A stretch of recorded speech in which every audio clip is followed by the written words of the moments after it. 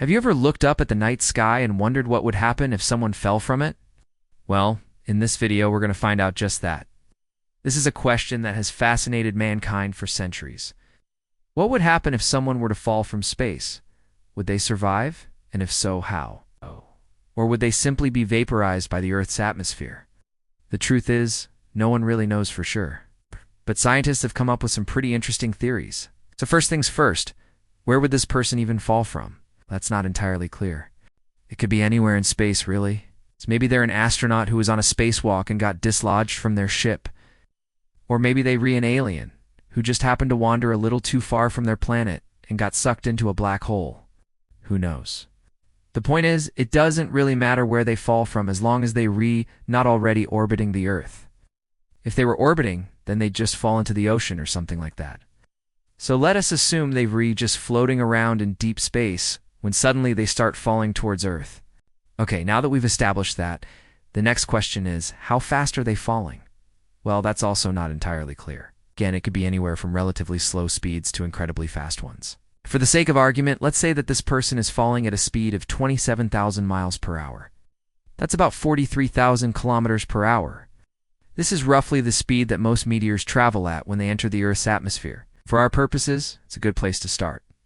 So now we have a person falling from deep space towards the Earth at 27,000 miles per hour.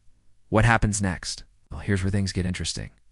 As the person approaches the Earth, they'll begin to feel the gravitational pull of our planet. This will cause them to accelerate, meaning they'll start to fall faster and faster. According to Newton's laws of motion, the acceleration due to gravity near the surface of the Earth is approximately 9.8 meters per second squared. This means that every second the person falls, their speed will increase by 9.8 meters per second. So at 27,000 miles per hour, they're going to be moving really fast. As they continue to fall, they'll pass through the various layers of the Earth's atmosphere. As they do this, they'll encounter a lot of resistance from the air molecules. This resistance will cause them to slow down a bit, but it won't stop them completely. In fact, it might even make things worse. The air molecules will start to compress in front of the person, creating a wall of air that they'll eventually run into. This will cause a shock wave to emanate outwards from the point of contact, much like the shock wave of an explosion. If this happens at high enough speeds, it could literally blow the person apart. Of course, there are other possibilities as well. If the person is lucky, they might be able to deploy a parachute to slow themselves down before they hit the ground. Or maybe they'll have a spacesuit that has some sort of emergency braking system built into it. But let's be honest, if they don't have anything to help them slow down, their chances of survival are pretty slim, according to experts. If a person were to fall from space without any sort of protection, they would be met with a fiery death upon re-entry into the atmosphere. They would experience temperatures hotter than the surface of the sun. Of course, whether or not this person would actually survive depends on a number of factors. The angle at which they hit the atmosphere makes a big difference, as well as the mass and size of the person. For example, if they were a small child, they wouldn't be able to withstand the G-forces involved in a fall from space. On the other hand, if they were a large adult, they might be more likely to survive. Ultimately, though, there is only one way to find out for sure. Let's go back to the beginning and change one small detail. Time, instead of being unprotected, our space traveler is wearing a spacesuit. Spacesuits are designed to protect astronauts from the harsh environment of space. They provide oxygen to breathe, pressure to keep the body from collapsing, and insulation from extreme temperatures. So it stands to reason that a spacesuit would offer some protection from the heat of re-entry as well. But how much protection? Well, that depends on the suit. There are a number of different types of spacesuits, each designed for a different purpose. Some are better suited for working in the open air of space, while others are better for exploring planets with hostile atmospheres. But for the purposes of this scenario, let's assume that our space traveler is wearing a standard astronaut suit. These suits are typically made of layers of material with multiple functions. The outer layer is usually a hard shell that's designed to protect against impacts from space debris. It also helps to maintain the shape of the suit and provides some structural support. Beneath the outer shell is a layer of insulation, which can be made from a variety of materials, including aluminum, mylar, and fiberglass. This layer helps to protect against both heat and cold. The next layer is the pressure suit itself. This is what keeps the air inside the suit at a pressure that is similar to the Earth's atmosphere. This is important because if the pressure inside the suit were to drop too low, the air in our blood and organs would expand and cause them to rupture. The final layer is the innermost layer, which is typically made of a soft material, such as nylon or rayon. This layer helps to absorb sweat and keep the astronaut cool and comfortable.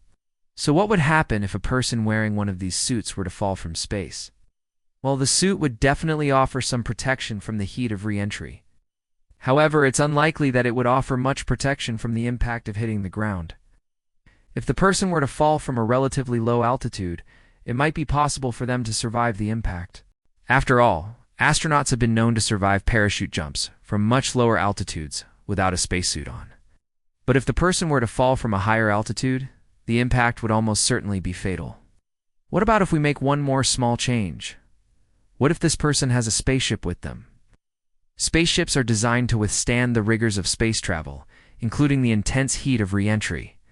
In fact, many spaceships are equipped with heat shields that are capable of protecting them from temperatures as high as 16,000 degrees Fahrenheit.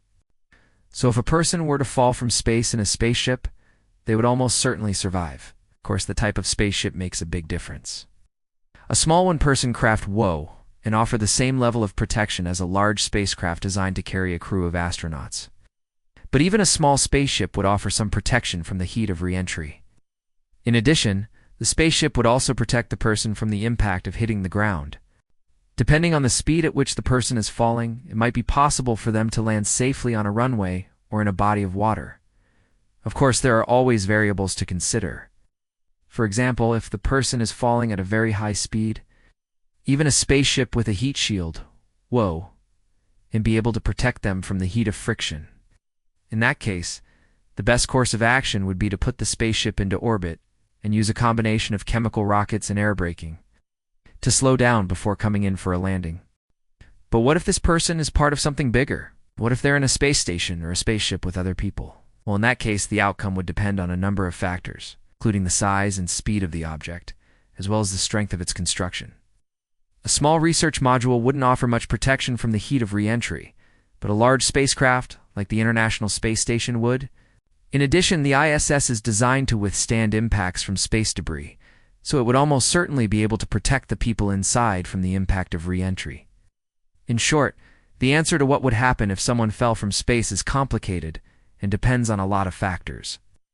But hopefully this video has given you a little insight into the amazing science that goes into keeping astronauts safe as they explore the great beyond.